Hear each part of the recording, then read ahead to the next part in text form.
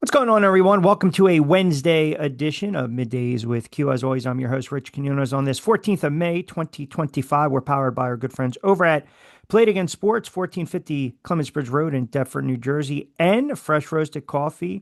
When we typically do our sports betting segments on middays, it's BYP20. That's your promo code to get you involved with 20% off your first purchase. NFL never stops. The leaks, they are coming right now as we speak with the schedule release. Our good friend Lloyd Vance, host of Lloyd Vance's Insider Football. You catch him during the NFL season, the offseason with myself on Back Your Play, as well as Middays with Q, kind enough to join me for a couple moments. We'll get to the schedule and the leaks. I don't even know why they even decide to do a show anymore with this nonsense when all the beat guys, they figure out a way what the hell's going on prior to. But a couple of housekeeping notes.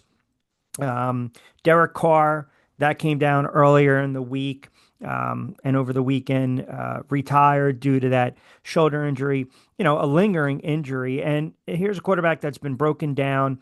Even when you go back towards his last couple years in his tenure with the Raiders, it didn't work out with the Saints. He cashed in a lot of money, Hall of Fame when it comes to finances, but ultimately right now he retires. I think good quarterback, had his moments, but if you really think about it, Lloyd, where do the Saints go from now? From this point on, where are the Saints going? Really interesting, Q, because I tweeted about this when he first retired. He was the 2016 almost MVP. If you Yep. remember, he's playing so well that he broke his leg for the Raiders, and it's just kind of downhill from there. And he did throw for 41,000 yards in his career, some good numbers up there.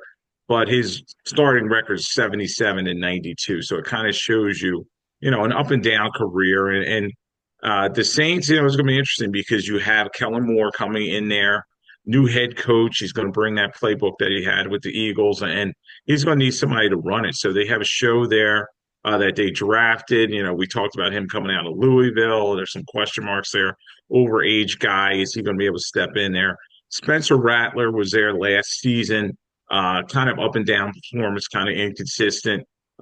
Very good high school player, five-star recruit coming out of high school, and we'll see if he's able to recapture that magic. But it may be a long season for the Saints, Q, and I'm just not sure if any of them are going to be the answer at the quarterback position for him. Yeah, even, adding a couple quarterbacks here and there, it almost makes you think if you knew Carr was going to be that banged up, they had opportunities in the draft. And again, to me, selecting Tyler Schoen is not the answer, even though they grabbed him in the second round. But you still got Spencer Rattler. I think you mentioned the other kid, Jake Hayner.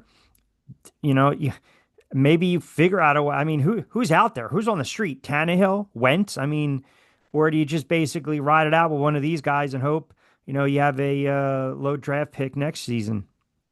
It's going to be interesting because I think Rodgers is going to go to Steelers. We may talk about that in a minute, but he's out there. Obviously, Kirk It's so funny you Cousins could mentioned be. Rodgers, not to cut you up, because Yeah, I've totally have moved on past Rodgers. The fact that he still hasn't signed, I didn't even bring him up. I'm talking Tannehill and Wentz with you, and Rodgers is just sitting there. But go ahead. yeah, yeah. He's still out there, and we'll see where he lands. It's probably going to be the Steelers, and you have Kirk Cousins, who the Falcons. That may be a June 1 cut. It may be a tough pill for them to swallow. They're trying to find a trading partner. I don't know if they would do an interdivision, but right now, I think a big thing, which may happen with the Saints, is they end up kind of riding this thing out, and then Arch Manning, he is from you know New Orleans. He's Saints royalty. His dad Archie played for him. And he's at Texas. He's going to be probably the big prize at next draft. Are they tanking for him already? Who knows? Well, you mentioned Aaron Rodgers. I mean, we're still kind of waiting to see what the Pittsburgh Steelers do. I mean, at this point, it is a waiting game, right? I mean, because they probably believe they got an opportunity to get Aaron Rodgers even on the cheap. They're going to wait it out. I still, again, I just it's interesting because now there's a report that the Jets will host the Steelers in week one. Again, we'll get to the leaks in a moment. But who knows? I mean, who knows how much longer can a franchise and organization wait on, a 39, 40-year-old quarterback who's lost his fastball and he's not the same guy? Yeah, everybody I've talked to out in Pittsburgh area, they're saying it's already been kind of a done deal that they're going to bring him in. We'll see if this is going to happen. But yeah, the Steelers have put all their eggs in Rodgers' basket. It'd be crazy if he was like, you know what, I'm going to retire. I'm not going to show up. But all indications are he's going to sign with the Steelers. You know, he's 41. We're going to see how they rebuild this team around him. They're a running team and they want to play good defense. So, does that fit with what he's doing? And at his advanced age, as you were saying, how much does he have left in the tank? Yeah. Derrick Henry, about 25 minutes ago, signed a contract extension with the Baltimore Ravens. I mean, think about this. If you're a Titans fan, you're basically you're dismissing Henry, and he's had some monster seasons now.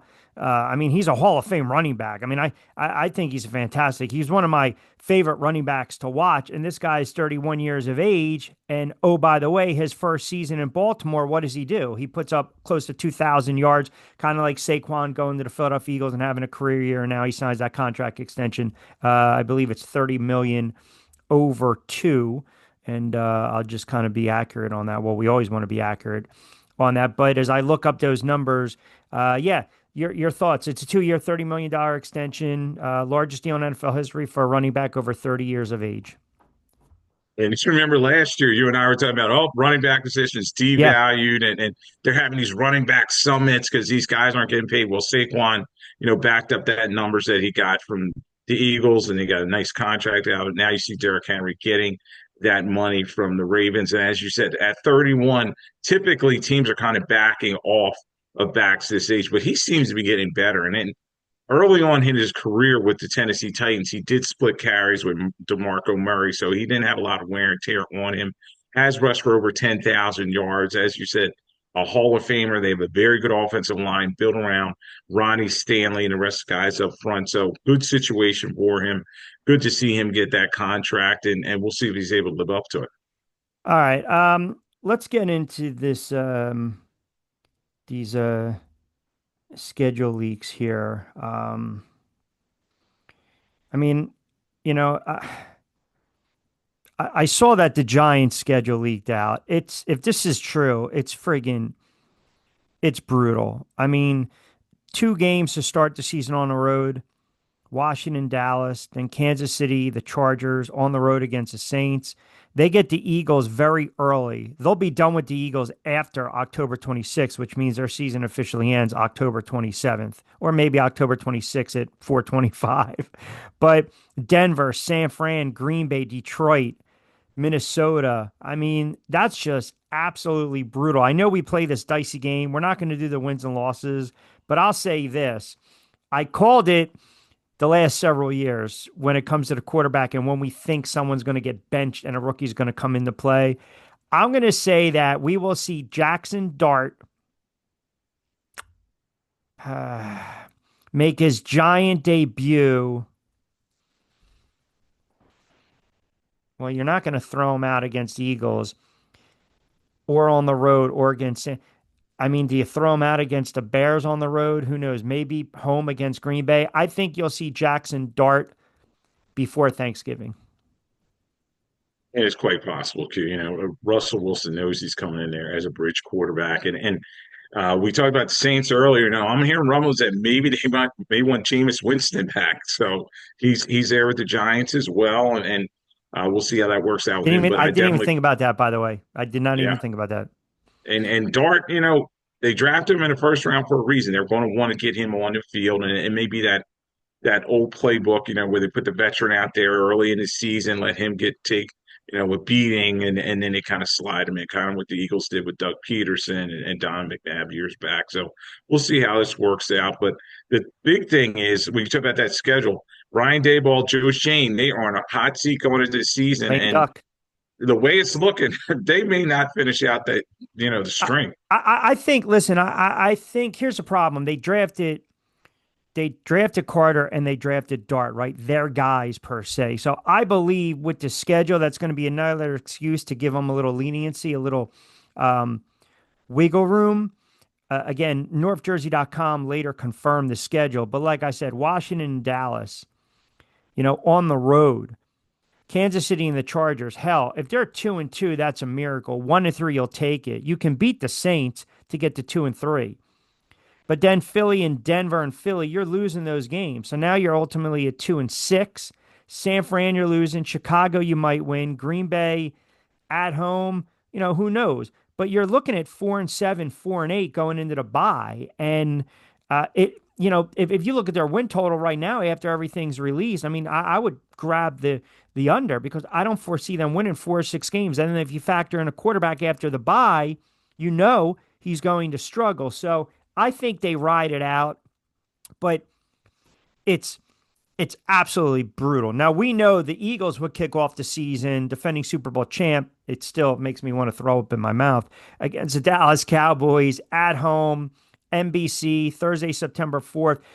What did the Dallas Cowboys do to earn the right to go travel to Philadelphia and basically get blown out 35-3 to start the season? Like, yeah, I was surprised they actually picked them. I thought maybe Detroit or Chicago in that spot, but the Dallas moves the needle in terms of viewers. That they always say America's team, and they have a big fan base and all that, and it's a rivalry game. So we'll see how this plays out. They're going to get a big number no matter what. That's the first Sure. game of the season. Everybody's hyped up for it. So I don't think it's a ratings type of thing.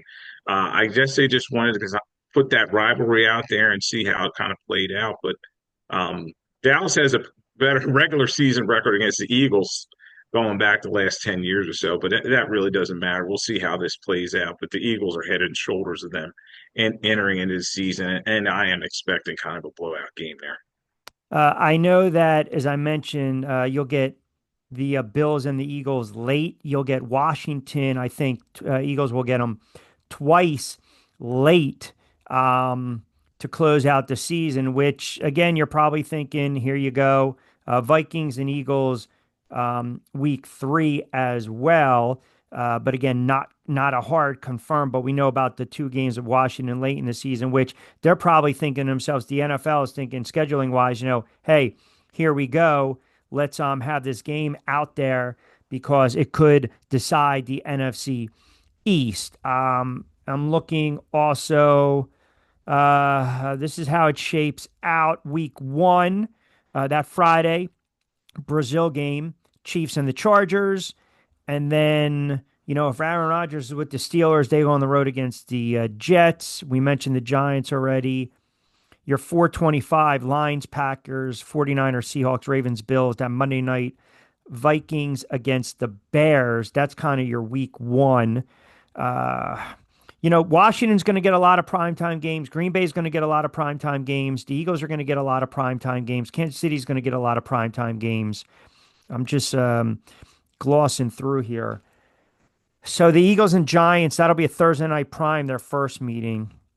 And then I would imagine that second game will be a 1 o'clock in Philly.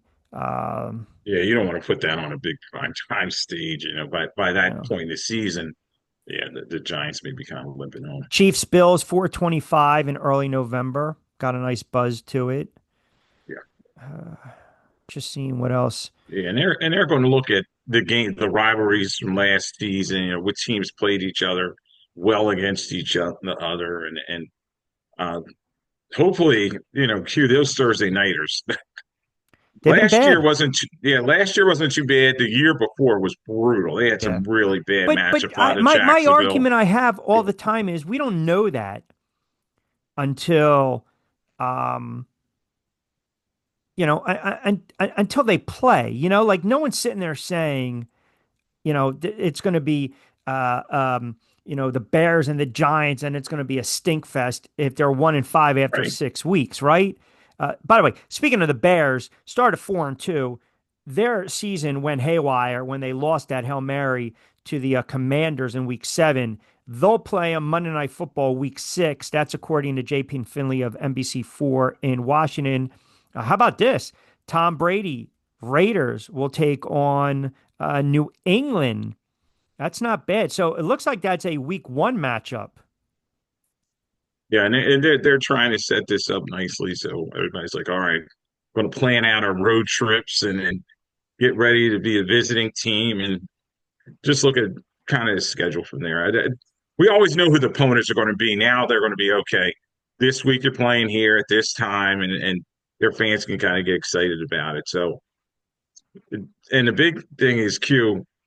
They always make a show out of it. Now it's a big thing, the schedule release. Remember, it was always April 15th on tax Yes, day. I It was pretty much remember. the I same day. remember. And it was kind of a non-starter. But now with the NFL network and they see how many viewers are getting with the draft, people are football crazy and they can't get enough. So, there'll be a release party tonight, even though there are the leaks as you're talking about now. And we'll see how this plays out. Yeah, I mean, like I said, I don't know how if you're so bad some of these teams and you're getting these types of schedule. I mean, think about that for a minute. The Giants have to go on the road. They have to go on the road to play Washington, Dallas, okay, divisional games, Philly fine, but then Denver. They have to go on the road to play Detroit. They have to go on the road to play Vegas and then come back and then they finish out the season against the Dallas Cowboys. That's sandwiched between a home game against Minnesota and Washington after the bye. I mean, the odds makers or the schedule makers, I should say, they haven't been kind. Let me give you a rundown on the Jets. So it's not set in stone, but it looks like Pittsburgh, Buffalo, on the road against Tampa, Miami potentially a Monday night, Dallas, Denver, Carolina, and then Cincinnati. They get their bye very early. I mean, and listen, we don't know what the Jets really are going to do at the end of the day with their quarterback situation as well. It could be a rough season for the Jets and Aaron Glenn. Yeah, Aaron Glenn's trying to figure out that new roster, and you have a new coach coming in there, a new general manager coming there. They're trying to change things around and change the karma of the team now. We know Justin Fields is a quarterback at this point. We'll see what he can do, but they're probably going to be based around a running game with Brees Hall and the rest of their backs there, and then some play action down the field to Wilson. But their defense is kind of in place. They didn't lose a lot of guys, so from Salah. So this is going to be interesting to see how the Jets play out. But yeah, it may be a tough one for them as well. Yeah, you're starting to see too with some of these divisional games, like for instance, week 16, Eagles and Washington, they'll face each other twice in a 15-day period at the end of the season. That's basically, they want those high ratings. They want that division to be competitive because they want to see if Washington can upset the apple cart. It's a rematch, obviously, of the NFC Championship game, a game that was not even competitive. But more importantly, for rating standpoint, hey, that might have playoff implications, right? So that's always interesting. I do have here's Thanksgiving. You tell me what you think. Right. Uh, so again, there's been some speculation. It looks as though it's going to be Packers Lions 1 o'clock Fox, which was leaked. Traditional game. Chiefs and Cowboys 4:30 confirmed, and then Bucks That's and exciting. Rams 8:25 NBC. That sounds like a really good slate there, Q. Exciting games and the matchups seem pretty good. And you have the traditional rival with the Packers and the Lions there, and they were both winning teams. And you're seeing a lot of former playoff teams in those matchups. So yeah, something to look forward to there. How about this? Denver has to go to London in week 6 to play the Jets. They're not going to take a bye following that week. They're going to head right back to Denver to take on the Giants. Ooh, that's Not a good recipe. no. And we talked about last year how Sean Payton started cleaning some things up. Bo Nix had a pretty nice season for a rookie quarterback, but this year may be different. And having that time, travel constraint in there is going to be tough on a young team. Uh, Sunday Night Football. I mean, there's reports Baltimore, Buffalo. That's not a bad way to go to start things off. Yeah, and I knew that was going to be one of the games coming along that was going to be a marquee game on the schedule this season because natural rivalry. Those teams played last year. You got, you know, two-time former MVP and this year's MVP, Josh Allen, going head-to-head. The Bills beat them last season, so that's going to be fun to watch. And Q, quite frankly, I've enjoyed the Sunday night football games more than the Thursday night and the Monday night games. The Sunday night seems to always get the good matchups. Yeah. Again, leaked slash confirmed Christmas. Well, the Eagles, it looks like the Eagles are playing on Black Friday too. So that'll be Chicago and the Eagles. That's a Black Friday game, Friday, November 28th. 3 p.m. That's confirmed Amazon Prime. How about this on Christmas? You get the Lions and the Vikings. So you're seeing the Lions, holidays, Thanksgiving, prime time. Right. Commanders and the Cowboys, actually Dallas traveling to Washington. That's not a bad setup for 4:30 on a Thursday. And then the Broncos and the Chiefs. That's actually a pretty competitive slate of games.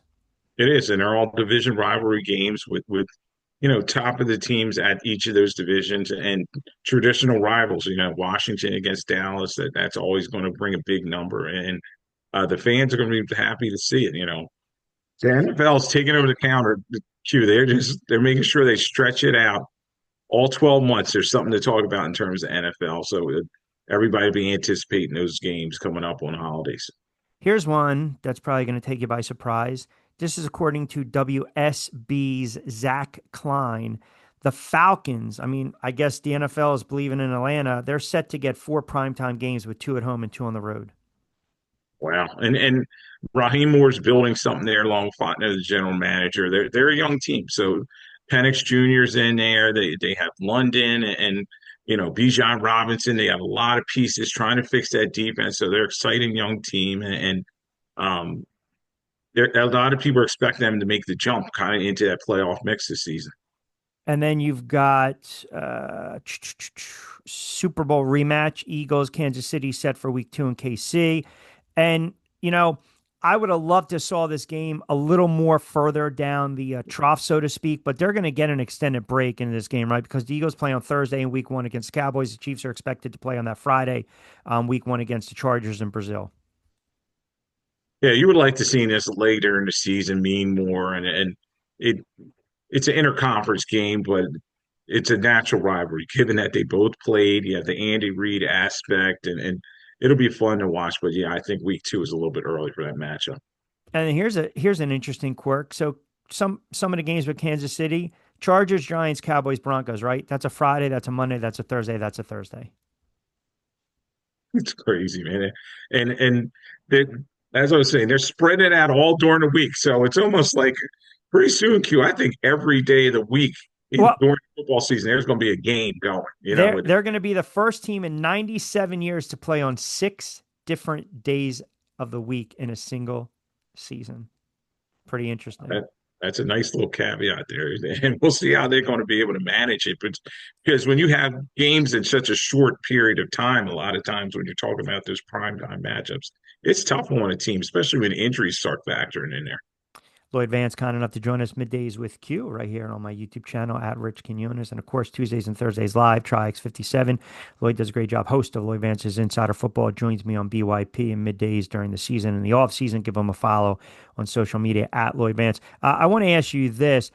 Did you happen to watch the NBA draft lottery the other night? And it's okay if you didn't because it'll lead into my question regarding the NFL. Yeah, me and my sons watched it, and right away, you're like, how does a team with a 1.8% chance get the number 1 pick? But, he Cooper Flag going to Dallas, and we'll see how that works out.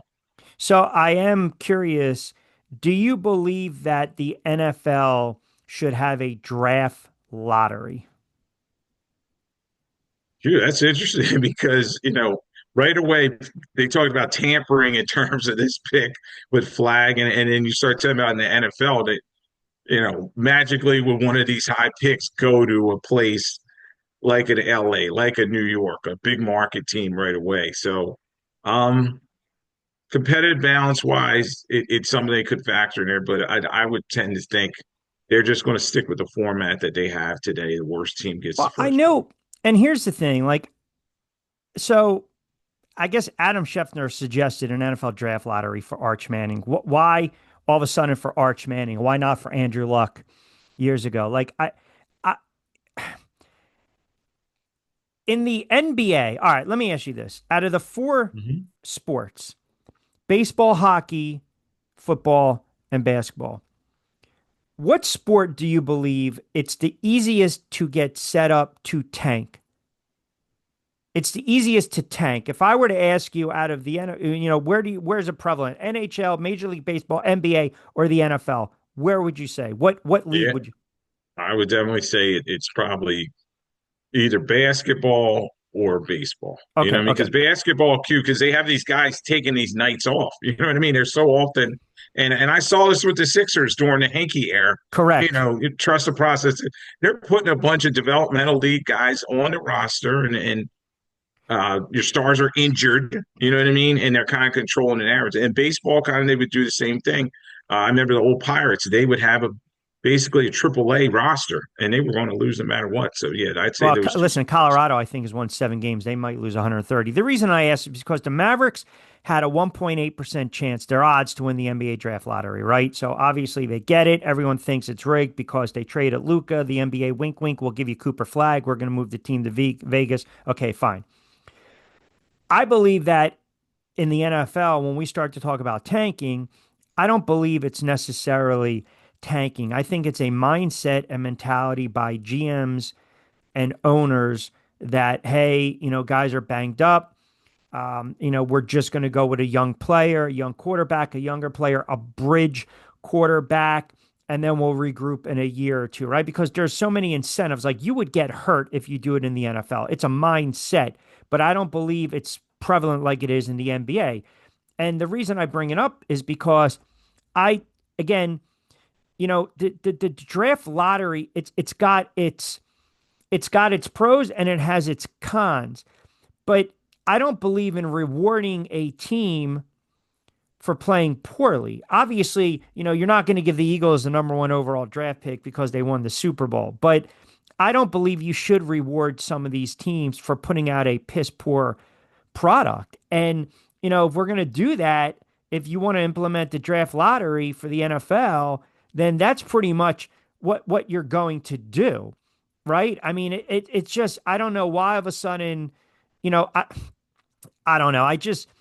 I, I know there's no tanking in the NFL, but I believe in the NBA, you can put out a pretty bad product and guys won't get hurt and they'll still get their numbers. You're not going to draw attendance, but you're not going to win a lot of games. Look, the Nets were tanking, again, the Sixers were tanking, the Nets were tanking. These teams were trying to get Cooper Flag. We've seen it in the past. So I just didn't know where you kind of stood in that regard. I don't like the idea of a lottery. I don't. I think it would be an absolute cluster. And I don't even know logistically and semantics how you would really, what are you going to reward? So if the Giants stink, then everyone's going to say, oh, well, you're going to get Arch Manning. It was only fitting. He's a Manning. Like you're opening yourself up to criticism regardless. Yeah, and in the NFL, Q, we know how hard these guys play. A bad team will, at the end of the season, somehow beat somebody, when they're not supposed to. So they're always going to be competitive. They're always going to try hard. And there's always that injury factor, as you were saying earlier. And I just think in the NFL, there's just no tanking. And it's always been the case. All right, the worst team gets the best player. And unfortunately, you talk about Archie Manning, he went to the Saints. You know what I mean? He went to an expansion team. He got beat up his whole career. And you saw that with David Carr when he went to the Houston Texans.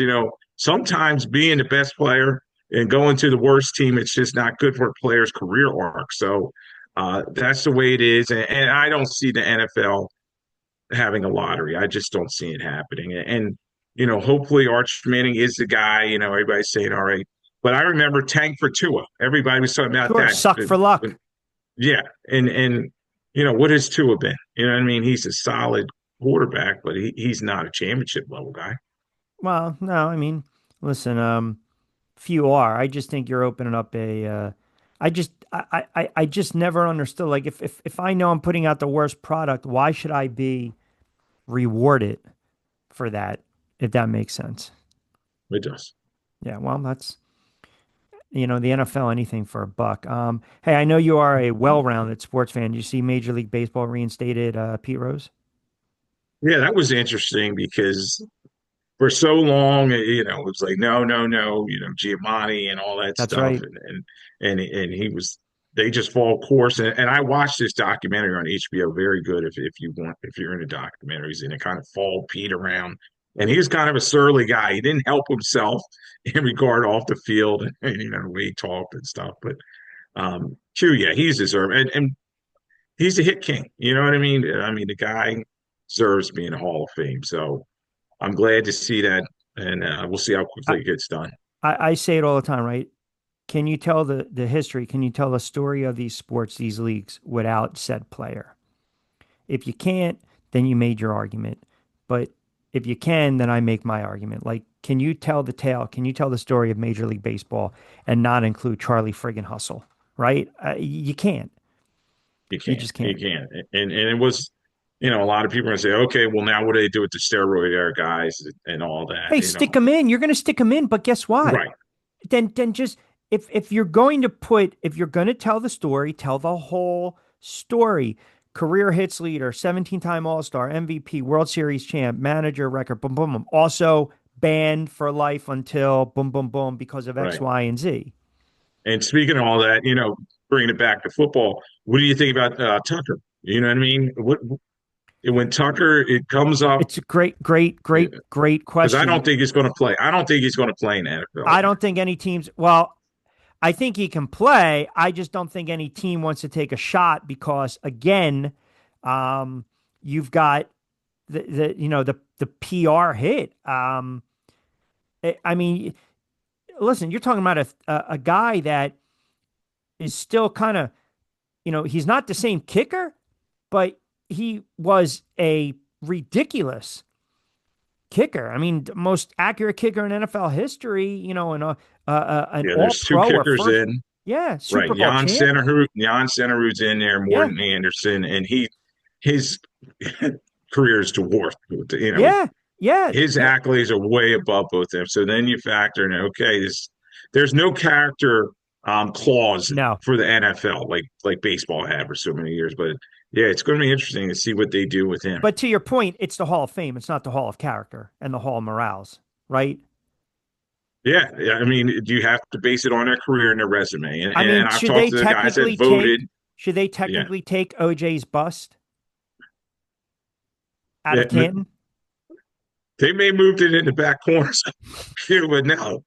I mean, you can't take away his career accolades. I mean, the guy was a great running back, Yeah. and it's always that like, oh, when you start looking at some of their closets, it's not, you're not the best, some of the Hey, guys. I mean that's actually kind of funny. Yeah, you just want to keep going down there, make a left and a right, then all the way in the back, and you'll see where he is.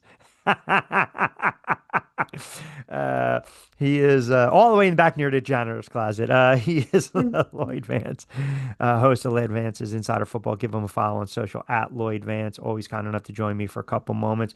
All right, when the schedule comes full about, we'll highlight a couple games. We'll start to look at some win projections, and we'll do that next week on another edition of Middays with Q. But appreciate you jumping on board for a couple moments, pal. All right, Q, thanks for having me on. Thank you.